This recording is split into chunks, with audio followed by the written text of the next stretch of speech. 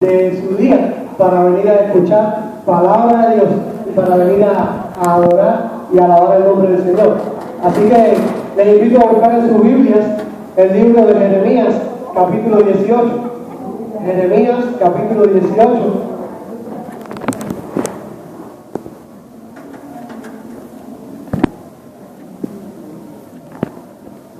Amén. Y leemos ahí palabra de Dios. Les invito a ponerse en pie. Nos ponemos de pie para leer la palabra de Dios.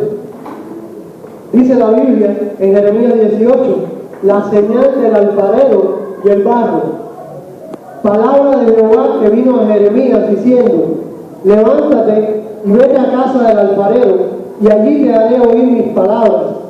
Y descendí a casa del alfarero, y he aquí que él trabajaba sobre la rueda. Y la vasija de barro que él hacía se echó a perder en su mano. Y volvió y la hizo otra vasija, según le pareció mejor hacerla. Entonces vino mi palabra de Jehová diciendo: ¿no podré yo hacer de vosotros como este alfarero, oh casa de Israel? Dice Jehová: he aquí que como el barro en la mano del alfarero, así sois vosotros en mi mano, oh casa de Israel. En un instante hablaré contra pueblos y contra reinos, para arrancar y derribar y destruir. Pero si esos pueblos se convirtieren de su maldad contra la cual hablé yo, me arrepentiré del mal que había pensado hacerles. Y en un instante hablaré de la gente y del reino para edificar y para plantar. Pero si hiciera lo malo delante de mis ojos, no oyendo mi voz, me arrepentiré del bien que había determinado hacerles. Ahora pues, habla luego a todo el hombre de Judá y a los moradores de Jerusalén, diciendo: así ha dicho Jehová: he aquí que yo dispongo mal contra vosotros y trazo contra vosotros designios. Conviértanse ahora cada uno a su mal camino y mejoren sus caminos y sus obras. Y dijeron: es en vano, porque en pos de nuestros ídolos iremos y haremos cada uno el pensamiento de nuestro malvado corazón. Oremos, hermano. Padre, alabamos y bendecimos tu nombre, Dios. Gracias por tu bendición el día de hoy, Señor. Toma el control, Señor, de la exposición de tu palabra, Dios. Bendice a cada uno de tus hijos, Dios, y danos el entendimiento, Señor, para poder conocer cuál es tu mensaje en esta noche, Señor. Usa a tu siervo, Señor. Prepara nuestras mentes y nuestros corazones para recibir tu palabra. En el nombre de Jesús, amén. Pueden sentarse, hermano. Gloria a Dios.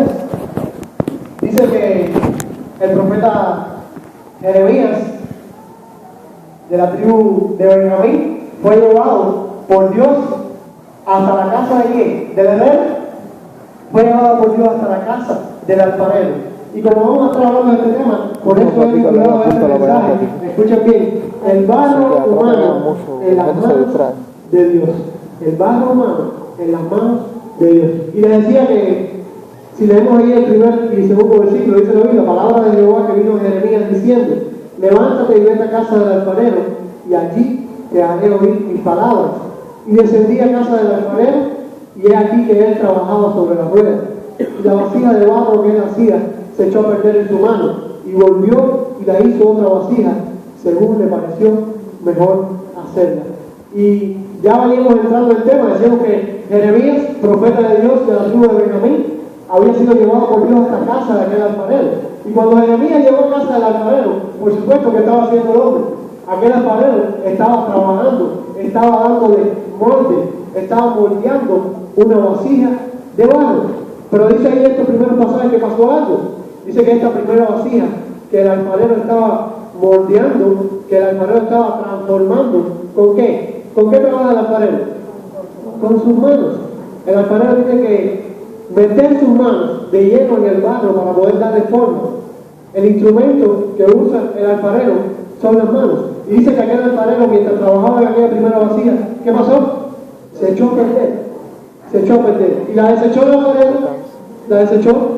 No, simplemente dice la Biblia que la volvió a hacer según le parecía mejor. Y si escudriñamos este pasaje, esta porción de las Escrituras, con un poco más de profundidad, podemos entender y descubrir que hay ahí implícitos en este pasaje varios principios importantes que sirven a nosotros los creyentes, los hijos de Dios, como guía, ¿verdad?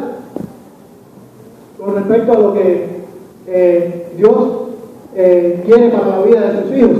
Y una de las primeras cosas que podemos ver es que, como dice en el versículo número 6, dice la Biblia, 5 y 6, entonces vino a mí palabra de Jehová diciendo, no podré yo hacer de vosotros como este alfarero, oh casa de Israel.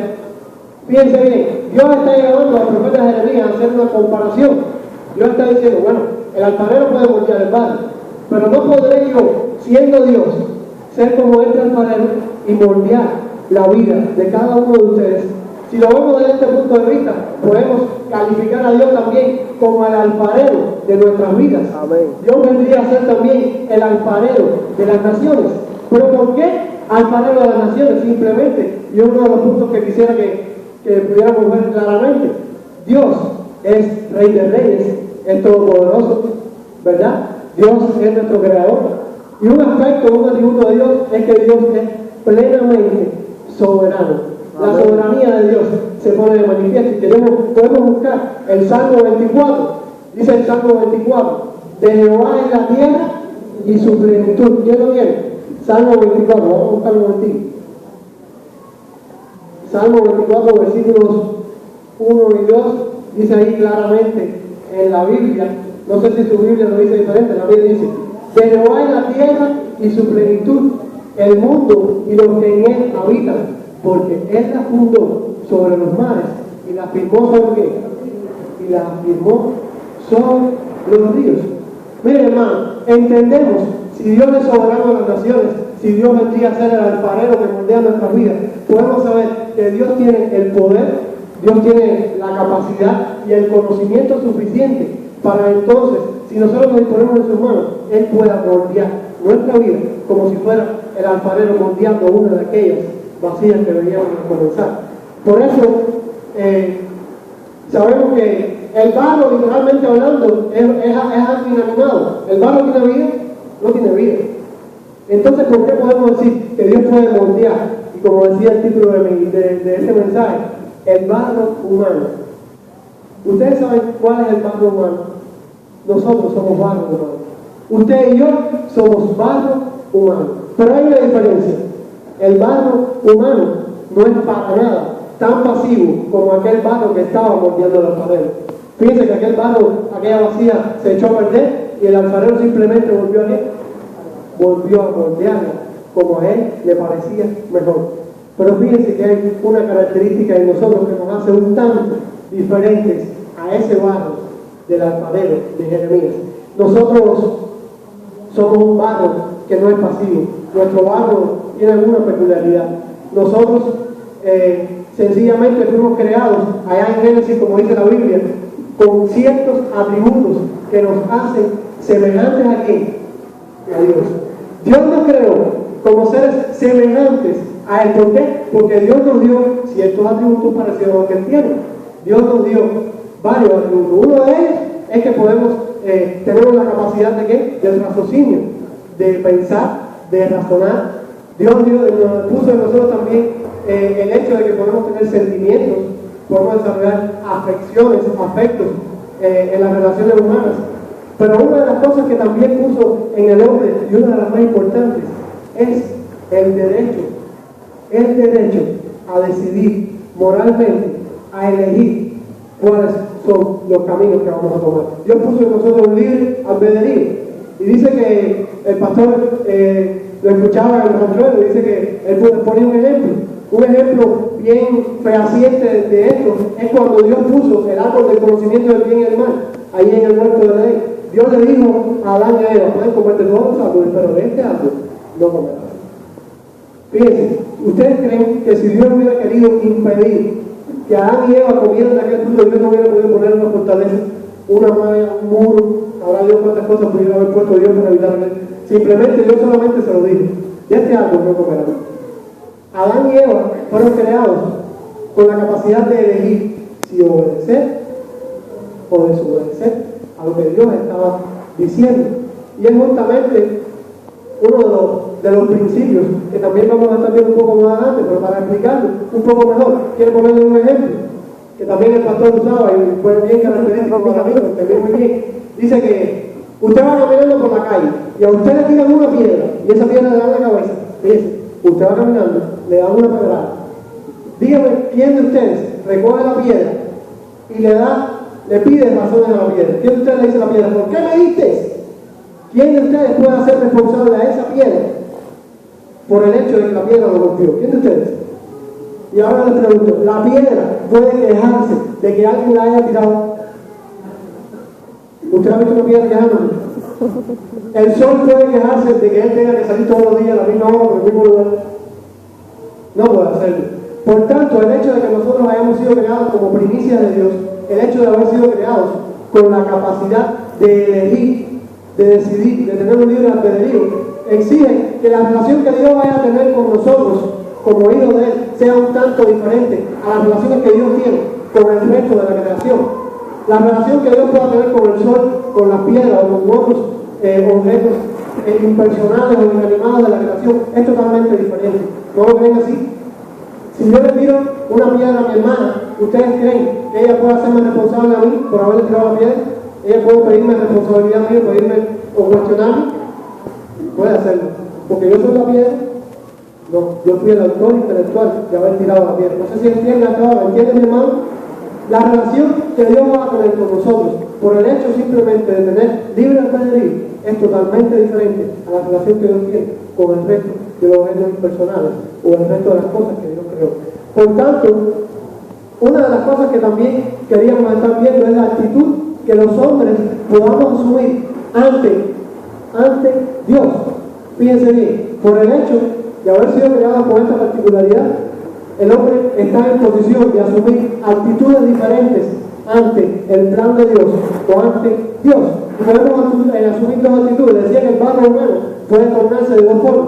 El barro humano puede tornarse dócil, puede tornarse moldeable, puede tornarse obediente, ¿verdad?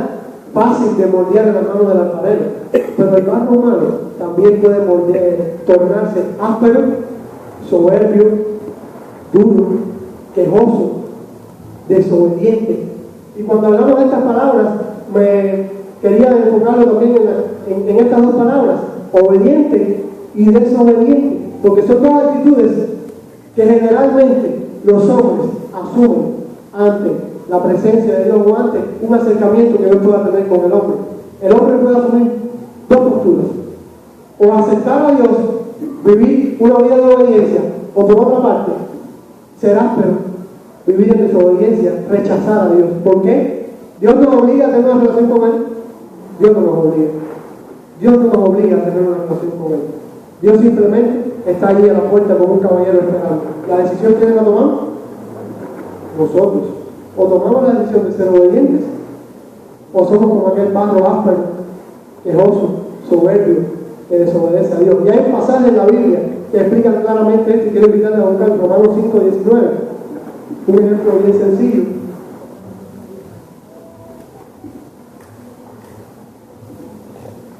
Amén. Dice ahí en la Biblia, en Romanos 5:19, porque así como con la desobediencia de un hombre los muchos fueron constituidos pecadores, así también por la obediencia de uno los muchos serán constituidos justos. ¿A quiénes se refiere? A Adán y a Cristo. ¿Qué pasó? Cuando Cristo vino a morir en la cruz del Calvario, Cristo también fue 100% hombre, mi hermano. Cristo también tenía la capacidad de elegir qué actitud iba a asumir ante el plan de Dios. Pero para la gloria de Dios y para la alegría de nosotros hoy, Cristo eligió ¿qué actitud? Una actitud de obediencia. Y gracias a eso, nosotros hoy podemos contar con un medio de reconciliación con Dios. Sin embargo, ¿qué pasó con Adán? Todo estaba muy bien hasta que Adán decidió desobedecer. ¿Qué pasó con Adán? Decidió comer, decidió desobedecer. Y por esa sola desobediencia que entró al mundo, hermano, el pecado entró al mundo. El juicio de Dios cayó sobre nosotros. Fuimos constituidos pecadores. ¿Y cuál es el castigo de la desobediencia y del pecado, hermano? La muerte espiritual. Estar separados de Dios. Y fíjense, desde que el hombre fue constituido pecador, el hombre siempre le ha dado la espalda a Dios. El hombre no es quien va primero a acercarse a buscar de Dios. Es siempre Dios quien tiene que tomar la iniciativa de venir a donde está quién. el hombre. ¿Por qué? Porque el pecado se ha metido, ha llenado, ha tocado tanto la vida de los hombres que el hombre es incapaz de buscar por sí solo a Dios. ¿Se entiende, mi hermano? El hombre es totalmente incapaz de buscar de Dios por el hecho de que el pecado ha llenado completamente su vida. Siempre ha sido Dios el que ha tenido que acercarse a los hombres. Tal vez algunos de ustedes se convirtieron al Evangelio porque escucharon el testimonio de alguien, porque escucharon una predicación, porque alguien les habló de Dios. Pero generalmente es Dios quien tiene que acercarse a nosotros. Es Dios quien da el primer paso para que nosotros podamos asumir entonces estas dos actitudes ante los planes y la voluntad de Dios. Fíjense, a través de la historia Dios habló a través de profecías, Dios usó a los profetas, después Cristo vino y su ministerio fue predicar la palabra, esclarecer a las personas, anunciar el plan de salvación. Pero Dios siempre ha estado advirtiendo, aún los que somos sus hijos, cuando nosotros nos descarriamos, Dios nos da una advertencia, Dios nos da una palabra para que nosotros reaccionemos cuando estamos tomando por un camino bueno, equivocado. Dios siempre lo ha hecho así. Y fíjense así, que aún en este mismo escenario con el profeta Jeremías, Dios había hablado anteriormente y muchas veces al pueblo de Israel de que se convirtieran de sus malos caminos. El pueblo de Israel, después que tantas cosas Dios había hecho por él, el pueblo que Dios sacó de Egipto, el pueblo que pudo vivir y pudo tener constancia allí visualmente, contacto con las bendiciones de Dios cuando estaban en el desierto, el pueblo que Dios no dejó morir, el pueblo que Dios sustentó, el pueblo por el cual Dios hizo caer maná del cielo, estaba otra vez, hermano, en desobediencia y estaba otra vez asumiendo actitudes erróneas ante Dios. Y quiero que podamos leer en sus Biblias una ilustración que habla acerca de esto. Pero primero vamos a leer ahí a partir del versículo 11. Ahora pues, dice Dios, habla luego a todo hombre de Judá y a los moradores de Jerusalén, diciendo, así ha dicho Jehová, he aquí que yo dispongo mal contra vosotros y trazo contra vosotros designios. Conviértanse ahora cada uno de su mal camino y mejoren sus caminos y sus obras. ¿Qué estaba haciendo Dios? Dios estaba haciendo una advertencia. Conviértanse de sus malos caminos, mejoren sus obras. Pero ¿saben cuál fue la respuesta del hombre? ¿Cuál fue la respuesta? Dice la Biblia en el versículo 12.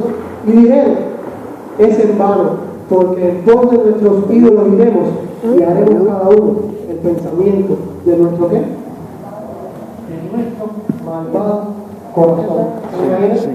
¿Te imaginas? Dios estaba dando una oportunidad, Dios estaba dando un aviso. Conviértase de sus malos caminos, porque voy a pasar de signo. Como todos sabemos, hermano, el pecado y Dios no pueden estar juntos. El pecado merece el juicio de Dios, el castigo de estar separados de Dios. Los que persisten en desobediencia, quieran o no, van a enfrentar el justo juicio de Dios. Y les invito a buscar en su Biblia Jeremías 13, está bien cerca. Jeremías 13, ¿lo tienen, amén? Dice ahí en la Biblia la señal del cinto podrido. Y quiero que puedan seguir con la vista este pasaje que ilustra perfectamente lo que puede pasar con alguien que decida o que ande en una actitud de desobediencia con respecto a Dios. Dice la Biblia, así me dijo Jehová, ve y cómprate un cinto de lino y cíñelo sobre tus lomos y no lo metas en agua. Y compré el cinto conforme a la palabra de Jehová y lo puse sobre mis lomos. Vino a mí segunda vez palabra de Jehová diciendo, toma el cinto que compraste que está sobre tus lomos y levántate y vete al Éufrates y escóndelo allá en la hendidura de una peña. Fui pues y lo escondí junto al Éufrates como Jehová me mandó. Y sucedió que después de muchos días me dijo Jehová, levántate y vete al Éufrates y toma de allí el cinto que te mandé a esconder. Entonces fui al Éufrates y cavé y tomé el cinto del lugar donde lo había escondido. Y aquí que el cinto se había podrido, para ninguna cosa era bueno. ¿Qué pasó con el cinto? Se había podrido y para ninguna cosa era bueno. Escucha ahí, mi hermano, dice la Biblia. Y vino a mí palabra de Jehová diciendo, así ha dicho Jehová, así haré podrir la soberbia de Judá y la mucha soberbia de Jerusalén. Este pueblo malo que no quiere oír mis palabras, que anda en las imaginaciones de su corazón y y que vaya en pos de dioses ajenos para servirle y para postrarse ante ellos. Dice Dios, vendrá a ser como este cinto que para ninguna cosa es bueno. Qué ilustración tremenda, ¿verdad? ¿Saben qué significa el cinto de lino fino? El pueblo de Dios. Cuando el pueblo de Dios está en obediencia, cuando los hijos de Dios toman una actitud obediente a Dios, son como aquel cinto, fíjense, de lino fino, no un cinto de cualquier cosa, no un cinto de cuero cualquiera, es un cinto de algo bonito, de algo que luce, que resplandece, algo bueno, ¿verdad? Un cinto de lino fino. Pero ¿qué pasó cuando Dios mandó a poner el cinto en la hendidura de una perla? ¿Qué pasó cuando el cinto fue apartado de aquel que lo estaba usando? ¿Qué pasó?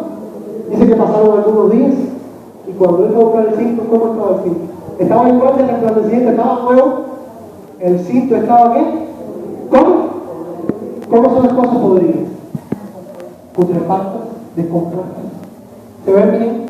Tienen una bacteria, huelen mal. Fíjense, mis hermanos, dice que este pueblo había ido en pos de las imaginaciones de su corazón, que había sido soberbio, que se había apartado de Dios. ¿Y cómo fue la respuesta que le dieron allí a Jeremías? Es en vano, capítulo versículo 12. Es en vano, porque en pos de nuestros ídolos iremos y haremos cada uno el pensamiento de nuestro malvado corazón.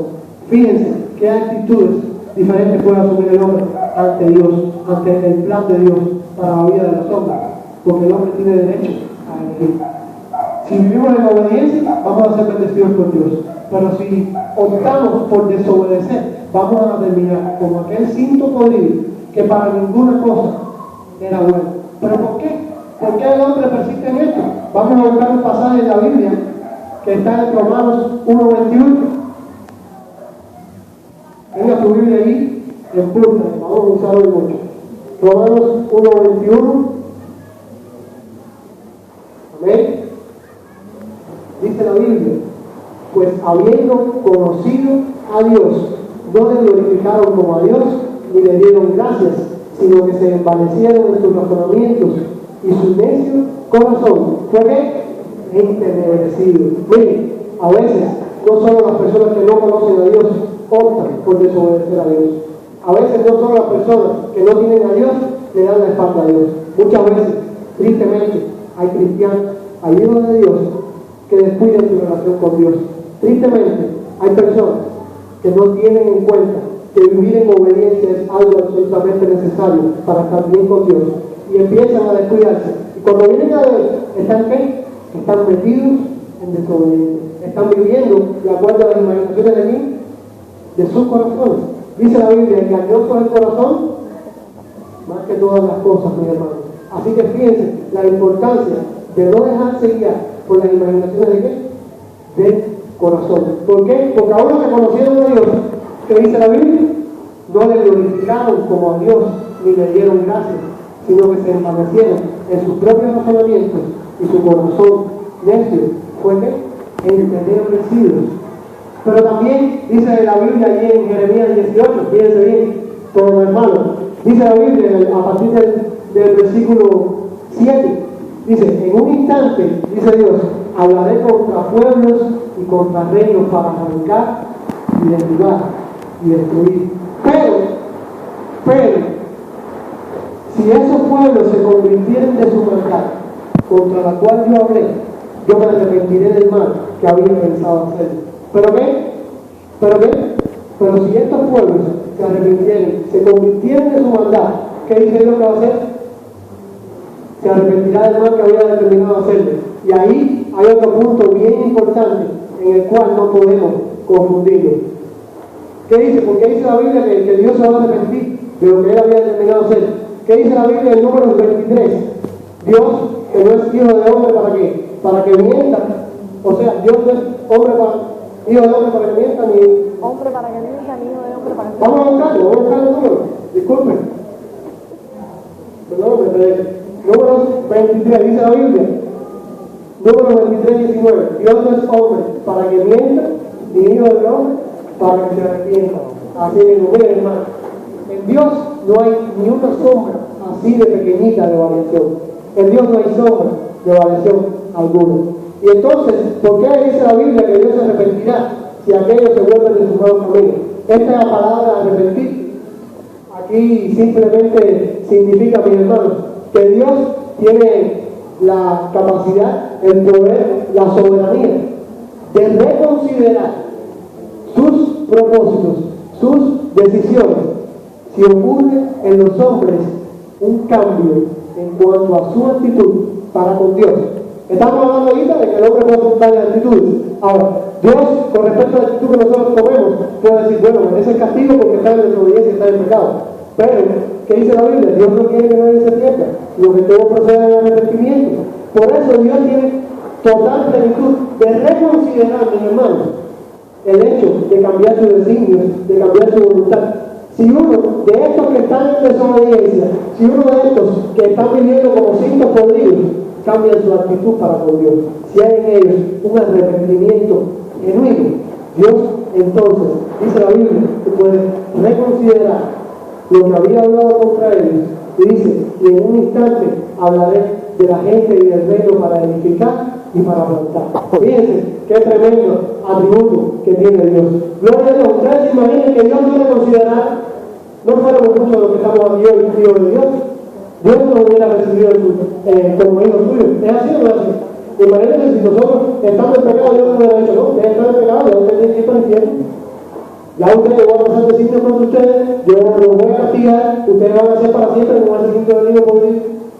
Nosotros no estuviéramos aquí, pero qué bueno que Dios puede reconsiderar sus propósitos y sus designios si un hombre puede cambiar su actitud delante de Dios. Si el hombre puede arrepentirse, entonces Dios puede reconsiderar sus planes para él. ¿Y puede qué? Dice la Biblia, hablar de la gente y del reino para edificar y para plantar.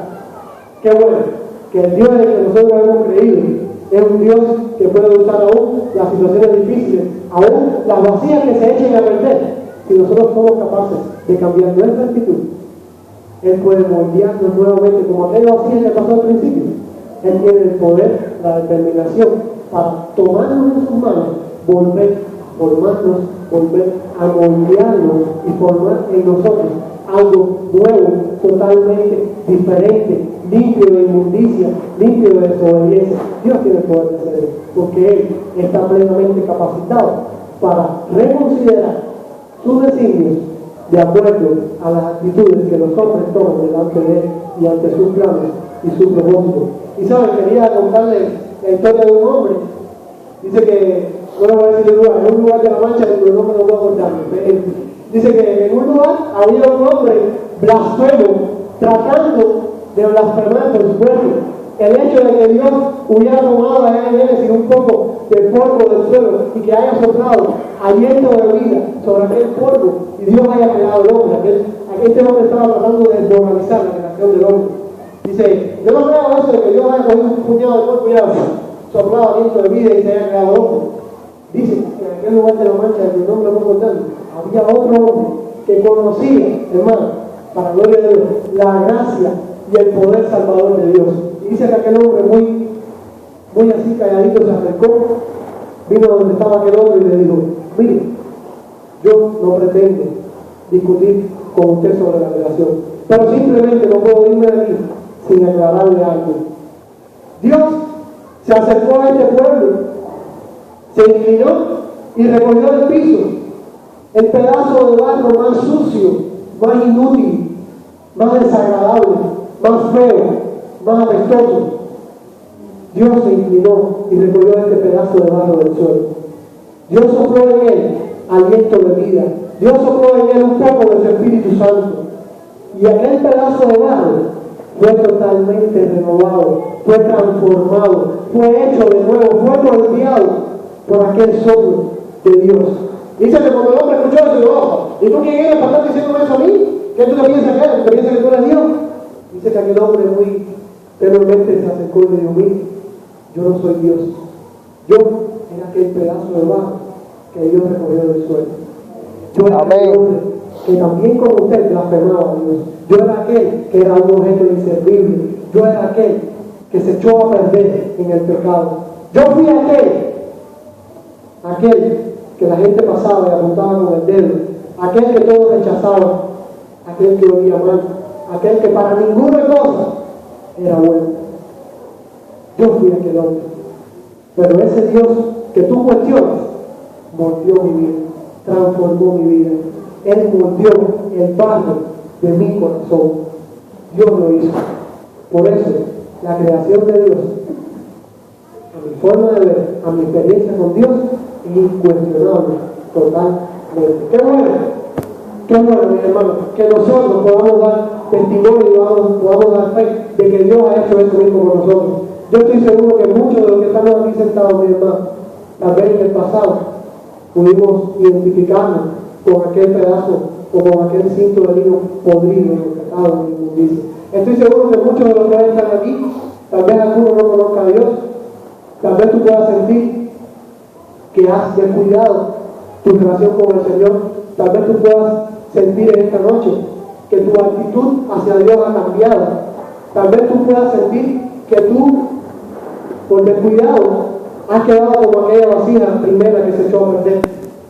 Pero quiero decirte algo: si tú te pones en las manos de Dios, si tú eres un barro humano dócil, moldeable, suave, susceptible al toque de las manos del alfarero de las naciones, Dios puede cambiar tu vida.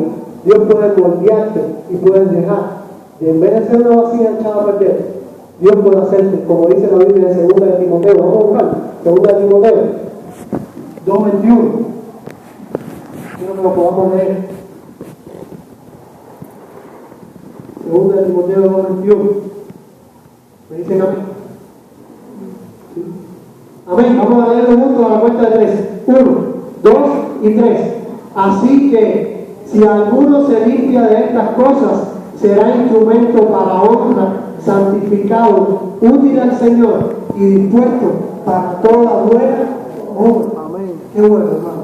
Qué bueno que si nosotros podemos ponernos en las manos de Dios, Dios nos pueda limpiar de toda desobediencia, Dios pueda limpiar todas las cosas viejas, Dios pueda limpiar todos los putrefactos que había en nuestras vidas, y Dios puede formarnos, moldearnos y dejar de ser un cinto podrido para convertirnos en un instrumento útil, santificado, un instrumento de honra que glorifique a Dios. No sé si has estado descuidando tu relación con Dios. No sé si el barro de tu corazón se ha endurecido con el pasar del tiempo. No sé si tal vez las circunstancias de la vida, los problemas que todos tenemos, han hecho mella en tu vida para que el barro de tu corazón se endurezca. Simplemente es bueno saber que si nos ponemos a cuenta con Dios, que si dejamos que Dios meta sus manos en nuestra vida, en nuestro corazón, Él puede hacer una nueva criatura. Él puede moldear el barro de nuestro corazón. Les invito a orar, mis hermanos, y que el Señor les bendiga. Padre, alabamos y bendecimos tu nombre, Señor.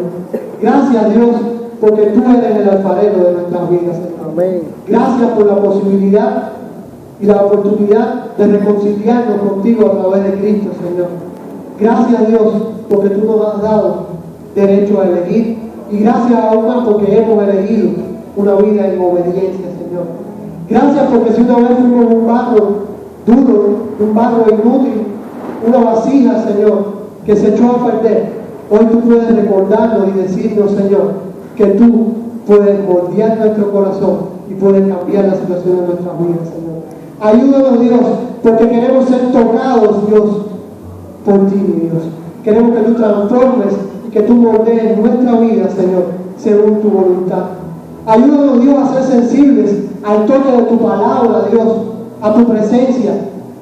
Ayúdanos, Dios, a poder ser obedientes, Señor, a poder tomar y seguir la actitud correcta, Señor, ante tu designio, Señor. Ayúdanos, Dios, a poder ser un pueblo fiel a ti, un pueblo, Señor, que pueda ser usado como un instrumento útil. Amén. Santificado, Señor. Ayúdanos a ser, Señor, en tus manos vasijas que te honren y que te glorifiquen, Señor. Gracias por tu palabra en esta noche. Gracias. Bendice a los hijos que están aquí, Señor. Que algún alma, Dios, pueda ser edificada, Señor. Que aquellos que han descuidado su relación contigo, Dios, puedan salir en esta noche reconciliados, Señor, contigo y con corazones totalmente renovados y moldeados a través de tu palabra, Señor. Gracias, Dios, porque somos tus hijos. Gracias porque tú estás pendiente de cada una de nuestras necesidades, Señor. Moldea nuestras vidas, Dios, porque reconocemos que tú eres el alfarero que nosotros necesitamos, Señor. En el nombre de Jesús, amén. Amén. Amén.